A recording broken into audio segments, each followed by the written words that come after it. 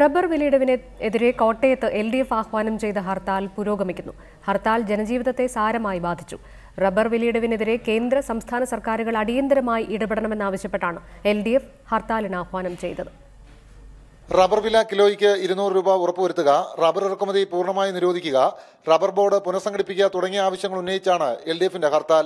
വൈകിട്ട് 6 മണി വരെയാണ് ഹർത്താലിന് ആഹ്വാനം ചെയ്തിരിക്കുന്നത്. ഇടതുപക്ഷം ആഹ്വാനം ചെയ്ത ഹർത്താൽ ജില്ലയിൽ ജനജീവിതത്തെ സാരമായി ബാധിച്ചു. സ്വകാര്യ ബസ്സുകൾ നിരത്തിലിറങ്ങിയില്ല. ഓട്ടോ ടാക്സികളും നിരത്തിൽ നിന്നും വിട്ടുനിന്നു.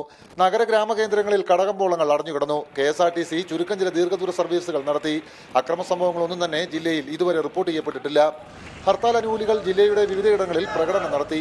കർഷകരോടുള്ള കേന്ദ്ര സംസ്ഥാന സർക്കാരുകളുടെ അവഗണനയിൽ പ്രതിഷേധിച്ചാണ് ഹർത്താലിന് ആഹ്വാനം ചെയ്തതെന്ന് CPM ജില്ലാ സെക്രട്ടറി VN വാസവൻ പറഞ്ഞു.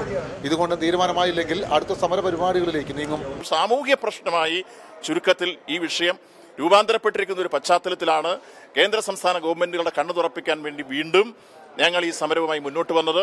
ഇതിവിടെ അവസാനിപ്പിക്കുകയില്ല. തുടർന്ന് ഞങ്ങൾ സമരവുമായി മുന്നോട്ട് പോകും. സംഘർഷ സാധ്യത കണക്കിലെടുത്ത് ജില്ലയുടെ വിവിധയിടങ്ങളിൽ വൻ പോലീസ് സന്നാഹത്തെ വിന്യസിച്ചിരുന്നു. റിപ്പോർട്ടർ, കോട്ടയം.